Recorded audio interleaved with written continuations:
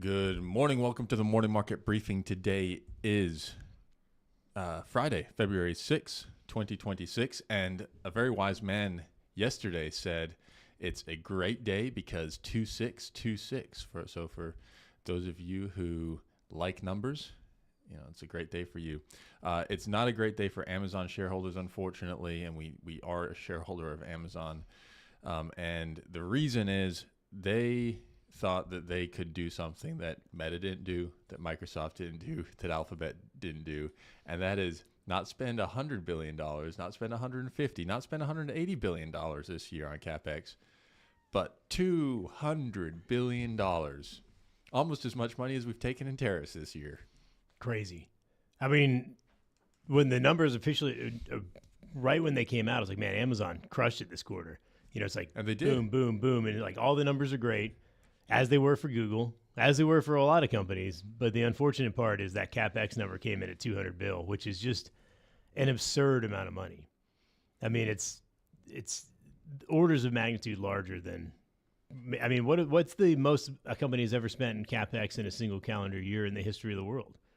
I mean, it's kind of hard to know. Whatever they spent building the pyramids was probably pretty high on a CapEx, but adjusted for inflation, but. Trump would say the Panama Canal. Yeah, the Panama Canal was pretty expensive.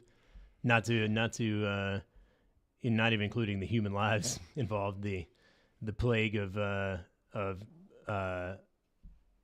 malaria, cave-ins, But this is insane. We're on pace for $1 trillion in CapEx across just a handful of companies, which, just in the magnitude of spending.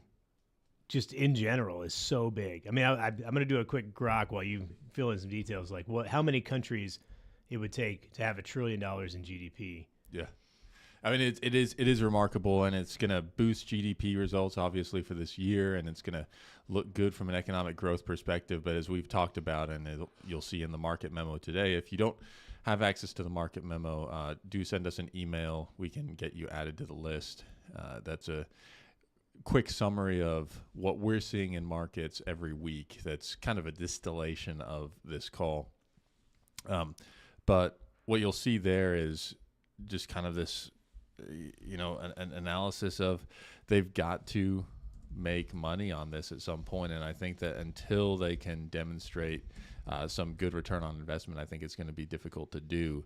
They grew 24% in Amazon Web Services this quarter. But when your CapEx is going up by 100%, a lot of analysts would say, how are we getting some return on investment on that? And I think that they have some good thoughts there. These are companies that generate the most free cash flow in the history of the world, especially if you add Apple into that mix. And yet they're spending all of that free cash flow on CapEx now. And so that means fewer share repurchases. That means you're not going to have big dividend increases. It also means that you're probably not going to see as much M&A. And you could even go into a net debt position. Meta talked about potentially going into a net debt position. So this is fascinating, and you're going to see economic growth expand as this cash is put to work. But what you might also see is unemployment go up. And we've already begun to see that. January was a pretty strong month in terms of layoffs announcements, according to the Challenger job cuts. And so we're continuing to see this K-shaped economy where economic growth looks good, but employment is not so good. So it'll be interesting to see how the Federal Reserve assesses that. I know the expectation even before Jay Powell leaves is that now it's a non-zero chance that they cut rates again in March. So I think that's something interesting to watch. Howard Marks spoke in Atlanta last night at the Georgia Aquarium to the CFA Society of Atlanta. And I thought he's always a really good listen. And he's a famed investor, started Oaktree. He was actually in equity markets for 8 years. And then since that time, he's been in bond markets, specifically in distressed debt. And it's a little bit odd. And he talked a little bit about this, about his career progression, because you wouldn't see someone who's so famously risk averse as Howard Marks be in distressed debt, dealing with bankruptcies or companies that are about to go into bankruptcy. But in his opinion, he is actually very well suited to this, because if anyone is going to find some hair on something, it's him. And so what he wants to do is he wants to reduce the number of losers in the portfolio. And he's like, the winners will take care of themselves. That's how you generate alpha. You can either generate alpha from having more winners or from fewer losers. And he says his particular style is suited to having fewer losers. And in credit, specifically in distressed debt, that's the perfect skill set to have.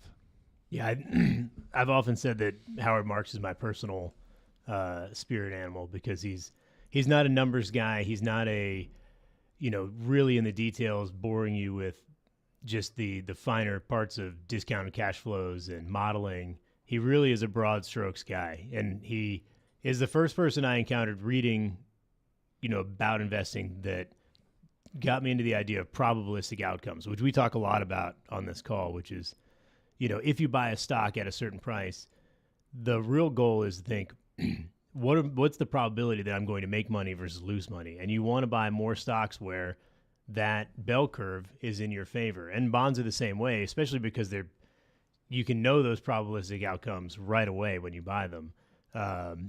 And we've talked a lot about that with buying the long bond right now. The probabilistic outcomes are so much more in your favor right now with the long bond than they have been in the past, and that gives you so much cover. I'm sorry I missed it, but man, he's one of those guys where he just puts out the very basic stuff. I would point everybody, if you want to read a book about investing, the most important thing is a really, really good book for just resetting you on the basics. And if you want to get a little bit more in the weeds, the Understanding Market Cycles is another excellent book. He also just released a collection of his 45 favorite memos. Oh, yeah. He also is extremely self-referential. He could probably not write any new memos. He could just ask ChatGPT to reference himself in the style of Howard Marks, because half of his memos are just clips of things he's already written in the past. But, just super interesting guy. Big fan of the crystal glasses. He always wears the see-through frames. He's been a big proponent of that for probably 15 years. He was early on it, and now I think he's holding on to it longer than most people do with the frames, but it is his look. So quick follow-up. I did ask Grok. First of all, there are 20 countries, if you include the projection for Poland this year, that will have $1 trillion or more in GDP. And the number of countries it estimates that would have to be added up starting from the bottom to accumulate $1 trillion in GDP is between 125 and 150 countries. So you can either say the bottom 150 or Poland maybe this year, and you would have $1 trillion in GDP. That's just how insane the amount of money that these 4 or 5 companies are spending or are expected to spend in 2026. That's incredible. It's just orders of magnitude. But the thing is, 150 countries would be 1 trillion, and we're projected to be somewhere between 30.5 and 31 trillion in the United States this year. And China's a distant second at 19. Allegedly, yeah, based on the numbers that they give, which are often pretty suspect. But I would say, if you look around population-wise, the UK continues to punch well above their weight at $4 trillion. The population is significantly smaller. And they're above France, which has a much bigger population. So pretty interesting. Spain, despite everyone saying that country stinks at economics, high on the list. Switzerland probably. Yeah, Switzerland is per population not included. Yeah, so they're not in a trillion, but they're probably pretty high. But as of last year, final GDP numbers, Saudi Arabia was the cutoff at 1.27, and Poland would be the next man up, expected in 2026. So, wow, pretty interesting. That's remarkable. Howard Marks did talk about he referenced a previous memo called "Is It a Bubble?" that was written last summer, and he was talking exactly about this. And he said, "Look, in the 1800s, people generally thought it was a good idea to connect the East Coast and the West Coast with a railroad. So 6 companies did it. The problem was You only needed one. So you got this massive societal benefit. You now had 6 railroads, extremely low cost, connecting east and west, but all those companies couldn't make money. And so he likened that to kind of the pure definition of a bubble. You know, all of this money going into something with a lack of return on investment. And it was a perfect segue to the next question. And the question was, well, we just had an announcement after hours, about an hour ago, that Amazon's going to spend $200 billion this year. And Howard Marks kind of paused, as he does, and waited and told a little bit of a story, and then proceeded to say, look, these are the best companies I've ever seen. These companies they're not going to go bankrupt. It may be value destructive for them. They may not make a great return on this investment. But what they will do is that they're going to shut out any other potential competitor who's even trying to get into the space. I mean, look at the potential competitor for Grok. Grok, which is they're trying to build their own AI. The entire company of XAI is valued at $250 billion. They could spend their entire valuation on CapEx this year and just about be where Amazon is in terms of its spending. And that's a big company with the richest man in the world at the helm. I mean, can you imagine if you had some sharp individuals get together and have a team and really have a great invention for AI? There's no way they can even try to compete with an Amazon or a Microsoft or a Meta spending that type of money. And so from that perspective, I think that they're just basically trying to shut down any potential competition. And I think that that's something I hadn't thought about, but it's a interesting perspective. It's a couple of thoughts. The first would be the irony of that whole situation is that when I was in high school, I had an economics teacher, shout out Coach Crockett, and he basically said when it comes to scale, it would be impossible to start a new company that built cars. That was his at the time. It was like, how are you ever going to be like, I'm going to start a company, I'm going to build a car? Like, you're so far behind GM and Ford and all these things. And the irony is the richest man in the world did that and created a new car company, a completely different type of car, and has accumulated an enormous amount of wealth, which is maybe to show that if you could do it, it would be one of the most profitable ventures on the planet, but it would be so difficult to do. And it's, I guess, credit to Elon Musk for doing that. But he started out with that PayPal money, that sweet, sweet PayPal money, of which all of the evil billionaires allegedly have, like Peter Thiel.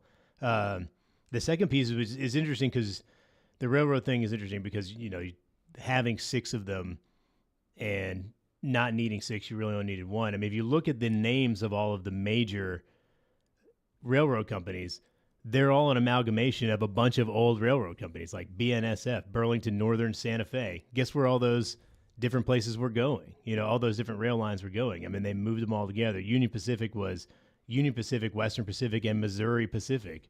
Norfolk Southern was Southern Railroad and Norfolk and Western. You know, I mean, they put them all together, and you don't really think about that in the modern age.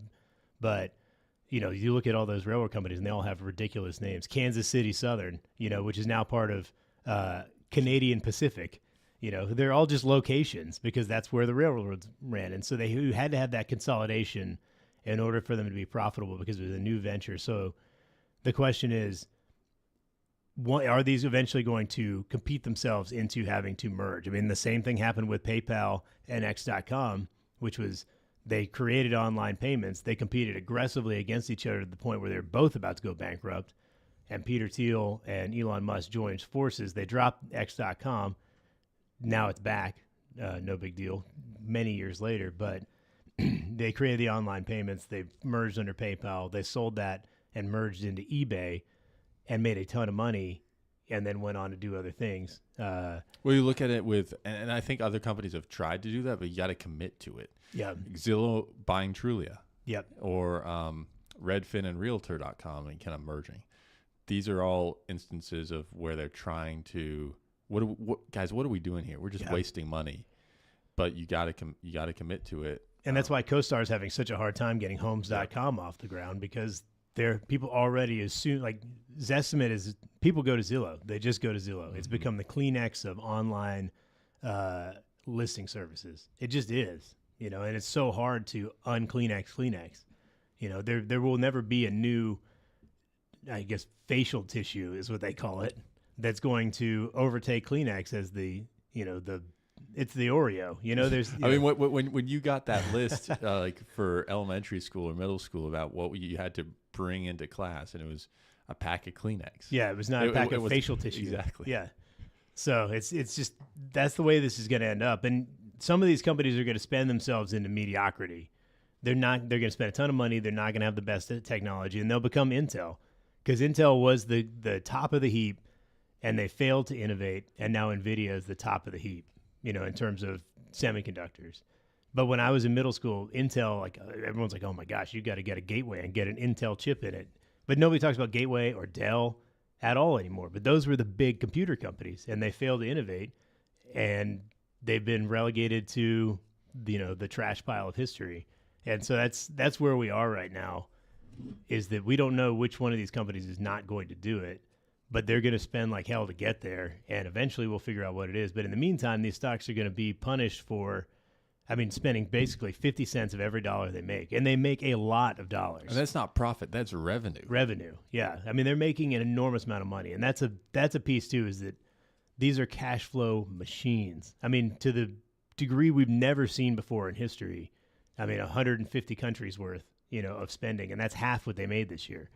So, and I'd contrast that to, I do think there's a parallel here about the big rush into electric vehicles, and how all of the companies just kind of got this emotional response. We have to go into electric vehicles. We have to go into batteries, all of this. And then they ended up just blowing themselves up. Ford taking a $19.5 billion charge, GM taking a $6 billion charge, Stellantis, the parent company of Jeep, taking a $4 or $5 billion charge last year. Well, the difference here, though, is today we have an announcement from Stellantis that they're taking a $26 billion charge and canning some of their electric vehicles, including the Ram 1500 EV and the Jeep Wrangler 4xe. $26 billion charge. You know what their market cap was at the close of business yesterday? 30 bill? 27. Yo. Imagine just taking a charge that is the same as your market cap. And the fact of the matter is, with a market cap of $2 or $3 trillion, Meta and Microsoft and all these guys are not going to be taking charges that are equivalent to their market cap. No. And that's the difference between what they're doing and what like some of these electric vehicle companies did. It's crazy. And think about that. Like, that sounds like a massive charge, $26 billion. That's 10% of this year's spending for Amazon. That's half of what Google made on YouTube last quarter. Less than half. They made what, $60 billion? And they made $26 billion loss for Stellantis. It's crazy. It's crazy to think about the scale. We're entering this era of just massive, massive numbers. It's unbelievable. Bitcoin was blasted again. I think it got down all the way down 60,000 last night, maybe 61,000. Just absolutely shellacked. That topped out at what, 125? So I would point everyone to our YouTube. We have a short on there where a very wise man on December 17th, 2024, made some comments about Bitcoin when it was $117 per coin, and how it's not really an investment vehicle. I would encourage you to go watch that many, many times. I would say, the glee with which I am now finally seeing in financial circles about Bitcoin getting smashed makes me think that this might be a decent entry point. They say it's like a 4 sigma downside move in the history of the pricing of Bitcoin. I'm not a Bitcoin investor. I'm not, and I don't have any plans to. But if I was ever to, I would consider taking a position now. So I'm probably going to be wrong about that, just like I was on gold. So you did say you wouldn't buy gold last week, and then it fell 30% in the next 2 days. So that was pretty on the nose. All right, Tom. We'll look forward to next week, but I want to look forward to Sunday night.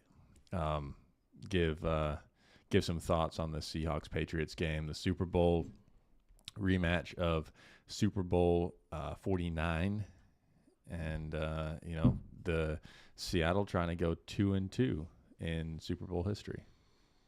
I mean, they've won 100% of the time. We've gotten a new pope in the 20th and 21st century. So we got a new pope within the season, and so odds are good based on a high correlation there. In fact, it's a correlation of 1 for the Seahawks. Not to quote Tom Brady, who I'm not a big fan of, but I don't really have a dog in this fight. I would say the closest dog I have in this fight is the Seahawks head coach went to Centennial, which is one of the other high schools in Roswell. So that'd be my big affinity in this game. I do like Mike Vrabel, though. He's a dog. He's a real man, which I appreciate. I think if I had to pick, I'd probably take New England with the points, because the Patriots culture is still there. They don't lose games just because they don't make huge mistakes. I think that they may not win, but I think they'll cover. I think it's going to be a tight game. What's the line? Is it 4? It was 4.5 last I saw, which seems high. But I mean, I think it's likely the Seahawks win. I mean, they're big on explosive plays. They've got a great defense. I mean, New England has a great defense as well, but I mean, they don't have Jackson Smith and Jigba. The guy is an absolute animal. So. Offensive Player of the Year. Mike McDonald, interestingly, also born in Massachusetts, as I was. Obviously, big fan of Seattle sports, as I am, and lived in Georgia, as I do. So, it's kind of the crazy thing about Mike McDonald is he's only 3 years older than me. Yeah. So like Sean McVay, he's just kind of a freak. Like, he's almost like from another planet. I played against Sean McVay in high school. We are the same age. I know people who are very close to him, which is wild. I mean, he's like the guy. He's central casting for an evil guy in an Avengers movie, I think. Yeah.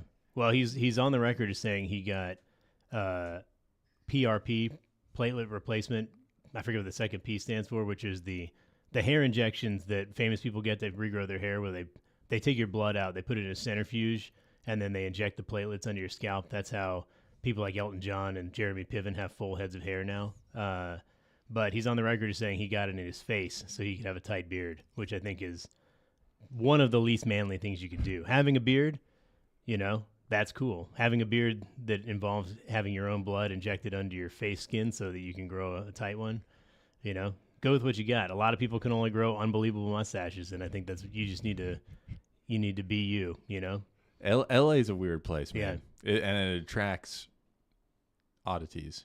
And I think the culture kind of is reflexive on that. Howard Marks also talked about reflexive. Yeah, you kind of have to be. I mean, it's the land of beautiful people, and if you're, I don't know how tall Sean McVay is, 5'5", and you can't grow a beard, you gotta exhibit your masculinity in the best way you can. But I don't know if getting injections in your face is the way to do it. I'm all in Seahawks. I'm big fan this weekend. I used to kind of also I do have an affinity for the Patriots, having some family up there and stuff, but and been born up there, but I'm definitely big on the Seahawks this time, and I'm really hoping we get a big win. I mean, Drew Bledsoe was my favorite quarterback when I was a child, and then he was unfortunately market corrected by my least favorite quarterback of all time. And as a big Peyton Manning guy, who I think it was more of a natural quarterback than Tom Brady. I think Tom Brady is wildly overrated. I would again point you to the book Football by Chuck Klosterman, which has a detailed analysis on who the GOAT actually is, and the conclusion is that it's Jim Thorpe followed closely by Jim Brown, and that Tom Brady is a product of the film study era. So his greatness is greatly improved by the modern technology around the game and nutrition versus actual true natural skill. So I would point you to that, but I think he's overrated. He's won a lot of championships, but it's a team sport, not an individual. He's the most decorated, certainly, but is he the best? I'd argue no. Well, I mean, when you're rated as the best of all time, like you're either rated fairly or overrated. Like there's it's an asymmetric bet. Yeah, he's most decorated of all time. He's the M-dote, whatever that means. So that's my opinion on that. All right, we'll see what happens this weekend, and we'll catch you again on Monday morning at 8:30. Like and subscribe. We'll see you on Monday. Bye.